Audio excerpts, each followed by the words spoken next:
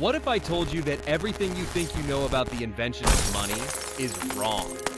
It's a strange thought, especially since for so many of us, debt is a constant private anxiety. It's the student loan that follows you for decades, the mortgage that anchors you to a job you don't love, the quiet, persistent hum of a credit card balance. We are told constantly that paying our debts is the very essence of morality. But what if that too is part of the myth? This entire journey we're about to take is guided by the work of one of the great thinkers of our time, the late anthropologist David Graeber. In his monumental book, Debt, The First 5,000 Years, he challenged our most basic assumptions about economics. He argued that for centuries, the story of barter has been used to justify a certain vision of human nature, that we are all fundamentally separate, calculating individuals. Graeber showed this was wrong. The true story is not about kings or conquerors, not really. It's not even a story about technology, it's the story of a promise corrupted by mathematics and violence. It's the story of debt. For 5,000 years, from the clay tablets of Sumer to the crashing servers of Wall Street, the human story has been a constant, brutal struggle over a single question. What do we truly owe to one another? Today, we will travel through that entire history. We will see how money was born not from barter, but from the ledgers of ancient temples. We will see it disappear in the Middle Ages, replaced by systems of faith and honor. We will witness its violent rebirth in the age of conquest and slavery, giving rise to the world we now call capitalism. And finally, we will arrive in our own strange era, a world of virtual money backed by military might, an empire of debt whose future is yet to be written. This is not just a history of economics. This is the history of us. The textbook story begins with Barter, the one about a farmer who wants to trade his chickens for a pig, but can't find a pig farmer who wants chickens. It's a neat little story, simple, logical, and it's almost certainly a myth, a convenient fiction we tell ourselves about where money came from. The problem is there's no evidence that it ever happened, and an enormous amount of evidence suggesting that it did not. When anthropologists went looking for evidence, when they studied real societies, from the Tiv of Nigeria to the Iroquois of North America, they found almost no evidence of economies based on barter. As Cambridge anthropologist Caroline Humphrey concluded, no example of a barter economy, pure and simple, has ever been described, let alone the emergence from it of money. All available ethnography suggests that there never has been such a thing. So if they weren't bartering, what were they doing? They were living in what we might call gift economies, but a better term would be credit economies. In a small community where everyone knows everyone else, you don't need direct one-to-one trades. You rely on a web of mutual obligation. If my hunt is successful and yours isn't, I give you meat. I don't expect immediate payment. I just know that you, as a member of my community, owe me one. This isn't charity. It's a complex, unwritten social ledger. The entire community keeps a running tally in their heads of who is in whose debt. Reputation in this world is your credit score. This is a form of credit. In fact, you could say it's the most human form of money there is, a promise, a social relationship. This system of informal, memory-based credit works beautifully, as long as the community is small. But what happens when societies scale up? When a central authority, a temple, a king, needs to manage the resources of an entire population? Your brain can't keep track of all those I owe us anymore. You need a new system, and for that, we need to go to the cradle of civilization, to ancient Mesopotamia. Around 5,000 years ago, at the heart of the world's first cities, was the temple. The temple wasn't just a place of worship, it was the central economic institution. The temple priests were, in effect, the world's first accountants. They faced a massive accounting problem. How do you manage the vast flow of goods and labor? They found the solution in a universal, objective standard of value. They created a standard unit based on their most common commodity, barley. But barley is perishable and heavy. So they established a more convenient equivalent, a weight of silver, the shekel. A shekel was established as the equivalent of 1 bushel of barley. And here's the crucial insight. Money wasn't a thing yet. It was an idea. It was an entry in the temple's ledger, written on a clay tablet. Ur-Nammu owes the temple 10 shekels worth of barley. This is a formalized written debt. This is the birth of abstract money. Money in this sense was not the product of commercial transactions. It was created by bureaucrats to keep track of resources and move things between departments. While debts were calculated in silver, they didn't have to be paid in silver. They could be paid in barley, goats, furniture, whatever the peasant had on hand. In the marketplaces that grew around the temples, most transactions were also based on credit. Ordinary people buying beer from alewomen, for example, did so by running up a tab to be settled at harvest time. So we have money as an idea, an account for tracking debt. But how did it get into people's pockets? For that, we turn from priests to soldiers. The invention that changed everything came from the Kingdom of Lydia, sometime around 600 BC.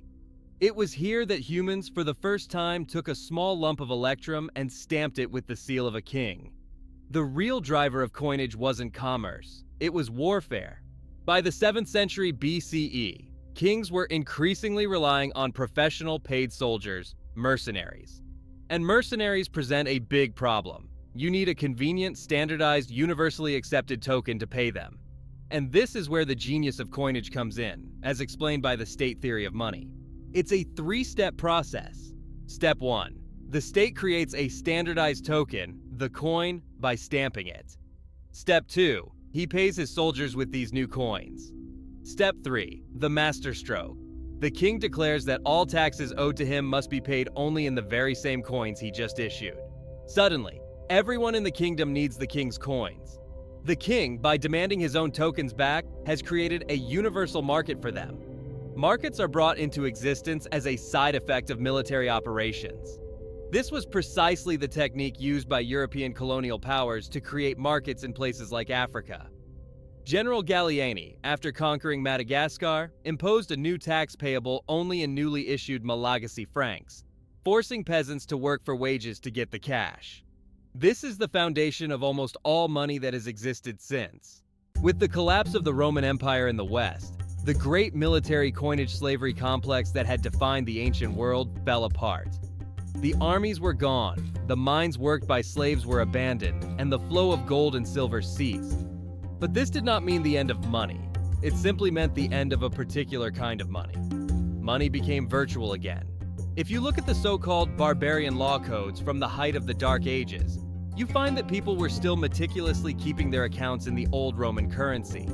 They calculated interest rates, contracts, and fines in pounds, shillings, and pence, even if the actual coins were nowhere to be found. This system of imaginary money would persist across Europe for almost 1,000 years. What disappeared wasn't money, but the state's ability to enforce transactions with the sword. In its place, new institutions rose to regulate economic life, the great universal religions. This was the age when the market and the temple, which had been separating for centuries, began to merge once again. But they did so in profoundly different ways across the world. For most of the Middle Ages, the economic nerve center of the world was not Europe, but the world of Islam. While Europe was a fractured hinterland, the Islamic Caliphate, stretching from Spain to India, was the hub of global commerce and financial innovation. Prophet Muhammad himself had been a merchant, and Islamic thinkers never saw the honest pursuit of profit as immoral. In fact, the Quran states plainly, God has permitted trade and forbidden usury. This created a profound distinction. Trade was seen as legitimate because it involved risk, travel, and the exchange of real goods between people. Usury, or riba, on the other hand, was seen as the unnatural and effortless increase of money from money, a sterile act that produced nothing new and exploited the desperation of the borrower. So how could a sophisticated commercial economy function without interest? The answer was that Islamic jurists and merchants developed a remarkable system of finance based on trust and risk sharing. Instead of interest-bearing loans, they favored partnerships. Instruments like the shirka or the mudaraba allowed one partner to provide capital and another to provide labor, with both sharing in the potential profits and, just as importantly, the potential losses. This was fundamentally different from a loan, where all the risk falls upon the debtor. This framework allowed for an economy that operated almost entirely on credit. What have you got Islamic there, legal merchant? scholars developed a deep philosophy of the king's marketplace, tax. or SUQ. They saw it as a domain of freedom, separate from the world of soldiers and bureaucrats. It was a place where God's law, the Sharia, was the only law, and it was enforced not by state violence but by the mutual trust and reputation of the merchants themselves. The market was seen not as a place of cold calculation, but as a space of peaceful sociality and mutual aid. This trust was embodied in a host of new financial instruments. Merchants used promissory notes called sak, the origin of our word check, and letters of credit called suftaja, which could be carried across the Sahara or the Indian Ocean and redeemed for cash at the other end. All this was possible because in the Islamic world, credit and honor became largely indistinguishable. Legal scholars even debated whether a merchant's reputation could be considered a form of capital in itself. It was called a partnership of the penniless, where two people with no money but excellent reputations could form a binding partnership, because their good names were their most valuable asset. In a free market backed by shared faith rather than state coercion, a handshake and a glance to heaven were the ultimate contract. The Christian world took a much darker path. Here, the church's condemnation of usury was absolute. Saint Basil, in the 4th century, had called moneylenders secret enemies who feigned friendship only to trap their victims in voluntary slavery for life. Saint Ambrose insisted that usury was a form of violent robbery, even murder. The problem was that the Bible itself contained a critical loophole. The book of Deuteronomy states, "Unto a stranger thou mayest lend upon usury, but unto thy brother thou shalt not." Who then was the stranger? For Ambrose, it was an enemy of Christendom, someone whom it would not be a crime to kill. This exception of Saint Ambrose, as it came to be known, had catastrophic consequences, particularly for the relationship between Christians and Jews. Jewish law also forbade usury, but made similar exceptions for dealing with Gentiles. As European Jews were increasingly excluded from land ownership and craft guilds, many were forced into money lending, often under the direct protection of Christian lords and kings. This created a toxic dynamic.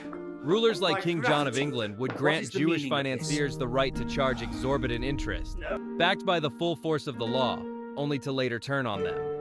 In 1210, King John had all the Jews in England seized and tortured to extract their wealth. One merchant, Abraham of Bristol, was said to have had one of his molars pulled out daily for 7 days until he surrendered his fortune. The image of the cruel Jewish moneylender demanding his pound of flesh was, in reality, a guilty projection. It was Christian kings who were extracting flesh and bone from their Jewish financiers. This was the dark side of a credit economy where violence was never far from the surface. While Islamic merchants were seen as paragons of honor, in Europe, the fusion of debt and violence meant that commerce was always seen as tainted, a form of non-violent warfare, and debt itself was synonymous with sin and crime. Yet, even in Europe, sophisticated credit systems flourished. Great commercial fairs, like the famous Champagne fairs in France, acted as international clearinghouses where merchants from across the continent would settle their debts without ever touching a coin. The Knights Templar, a military religious order, effectively became Europe's largest banking network, adopting many Islamic financial techniques to transfer funds for their crusades. A war against the very culture that had invented the tools they were using. The Middle Ages, then, was not a dark age for finance. It was a complex, diverse period of incredible, trust-based innovation that set the stage for what came next. The era we call the Age of Exploration marked a dramatic reversal. The world turned away from virtual currencies and back to gold and silver. This return to bullion was accompanied by the return of vast empires, professional armies, predatory warfare, and chattel slavery. This time, they would come together in a new and terrible synthesis we now call capitalism. The story begins not in Europe, but in China. In the 15th century, the Ming Dynasty made a fateful decision. It abandoned paper money and decreed that all taxes must be paid in silver. This created a near-infinite demand for bullion that China's mines could not satisfy. At the same time, Europe was suffering from a bullion famine. Then came the conquest of the Americas. The conquistadors were not noble explorers. They were, for the most part, desperate, indebted men. Hernán Cortés, before conquering Mexico, was very poor and much in debt. He financed his expedition with loans, staking everything on a final violent score. His soldiers were even more indebted, forced to buy their own equipment on credit at outrageous markups. The result was a genocide. The populations of Mexico and Peru were shattered, forced into silver and gold mines. One priest, Fray Toribio de Motolinia, described the mines as the worst of the 10 plagues God had visited upon Mexico. For half a league around these mines, he wrote, one could scarcely avoid walking over dead bodies or bones. This brutal extraction fueled a price revolution in Europe. But the vast influx of gold and silver did not create prosperity for ordinary people. It did the opposite. Everyday life continued to run on the old medieval credit systems, on tabs at the local alehouse, on handshake deals between neighbors. This was an economy based on trust. But this world was under assault. The state, now allied with great financiers, began to criminalize these networks of trust. Personal credit became suspect. Debt, once the fabric of society, was now a matter for the courts and the debtor's prison. This process created a landless proletariat, a class of people with nothing to sell but their own labor, who would become the workforce for the coming industrial revolution. This transformation was driven by a new financial architecture, the joint stock corporation and the national debt. The first great corporations were the Dutch and English East India Companies, military and trading ventures that were, in effect, states unto themselves, financed by selling shares on the world's first stock markets. At the same time, states began funding their endless wars by borrowing from their own citizens. The Bank of England was founded in 1694, when merchants offered a massive loan to the king to finance his war against France. In return, they were given the right to turn that royal debt into banknotes. Money was now a debt owed by the king to the financiers.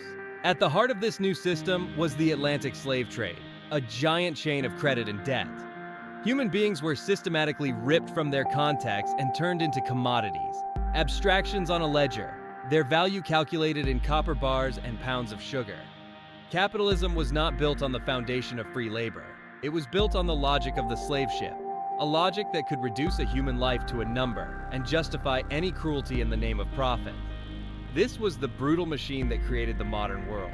On August 15, 1971, the world changed forever. President Richard Nixon appeared on television and announced that the US dollar would no longer be convertible to gold.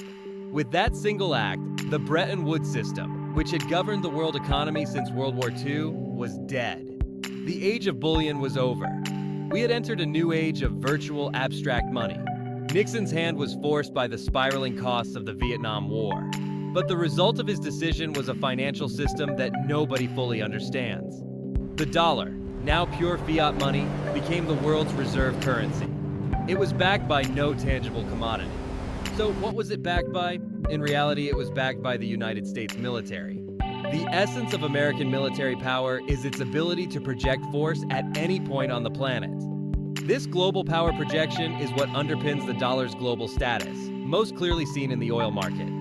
Since the 1970s, a deal with Saudi Arabia has ensured that oil is priced exclusively in dollars. This creates a remarkable system. Because the US runs a massive trade deficit, huge numbers of dollars end up in foreign central banks. But there is little they can do with these dollars except use them to buy US Treasury bonds, loans to the US government that finance its enormous military budget. It is a form of global tribute. This new era of military-backed credit money brought about a profound change in everyday life. The post-war dream of rising wages was declared over. In its place came a new promise, the democratization of finance. We were all invited to become miniature capitalists through 401ks, and above all, through debt. Home ownership was promoted through an endless series of mortgage schemes. Credit cards became a necessity. To participate in society, one had to go into debt. This created a strange double theology. For the creditor class, there was the gospel of supply-side economics. For the debtor class, there was the gospel of personal responsibility. Debt became a personal moral failing, a sin of self-indulgence. Ignored in this moral drama is the fact that most debt is accrued simply to survive. This system, built on a mountain of increasingly abstract debt, hit its limit in 2008. The global financial crisis was the spectacular implosion of this empire. It was a crisis of fictitious capital. Mortgages given to people who could never repay them were bundled, sliced, and sold as safe investments called CDOs. When the homeowners defaulted, the entire pyramid scheme collapsed. The government was faced with a choice: bail out the homeowners, the debtors, or bail out the banks, the creditors. They chose the creditors. The very institutions that had gambled and lost were declared too big to fail. This created a situation of extreme moral hazard. Bankers knew they could make risky bets, and if they won, they kept the profits. If they lost, the public would pay the price. The rules were rewritten in real time to protect the creators of the crisis. Just over a decade later, the system faced another unprecedented shock: a global pandemic. This time, the response was different. The money printers turned on again, but instead of just flooding the banks, governments sent checks directly to their citizens. For a brief moment, it seemed like a different path was possible, a path where the state could directly support its people in a crisis. But the pandemic also laid bare the deep inequalities of our system. Essential workers, often in low-wage jobs, risked their lives while a laptop class worked from home. Global supply chains, built for maximum efficiency, snapped under pressure. The crisis reignited debates about universal basic income and the fundamental question: in a moment of existential threat, what do we really owe each other? From the 2008 bailouts to the pandemic stimulus checks, we have seen that the rules of money can be changed overnight. The question is, for whom are they changed? We now live in the wreckage of these decisions. We have been told that capitalism is the only viable system, that there is no alternative. Yet this system seems to require creating a vast apparatus of hopelessness, an obsession with security and surveillance designed to destroy any sense of a possible alternative future. To begin to free ourselves, we must first see ourselves as historical actors again. We must see that these arrangements are not inevitable laws of nature. They are human creations. And what was made by humans can be unmade. This is why Graeber argued for a Jubilee, a grand cancellation of all debts, both international and domestic. It would not just relieve immense suffering, it would be a political and social reset. A way to break the apparatus of hopelessness and remind ourselves that money is not a sacred object, and paying one's debts is not the essence of morality. It would be a recognition that freedom is ultimately the ability to make new promises. What is a debt, anyway? A debt is just the perversion of a promise. It is a promise corrupted by math and violence. If real freedom is the ability to make and keep promises to one another, then we must ask ourselves what kinds of promises free men and women would make. We cannot yet know the answer, but we can begin by rejecting the idea that we are all criminals, all sinners, trapped in a world of cosmic debt. The greatest lie is the one that tells us we are all fundamentally separate, calculating beings. The truth is that our very existence is a gift. We are the sum of our relationships with others. And our ultimate debt is not to a ledger, but to each other. In the largest scheme of things, just as no one has the right to tell us our true value, no one has the right to tell us what we truly owe. If this history made you think, please consider liking this video, sharing it with someone who might find it interesting, and subscribing to Oikos for more stories about the hidden economic forces that shape our world.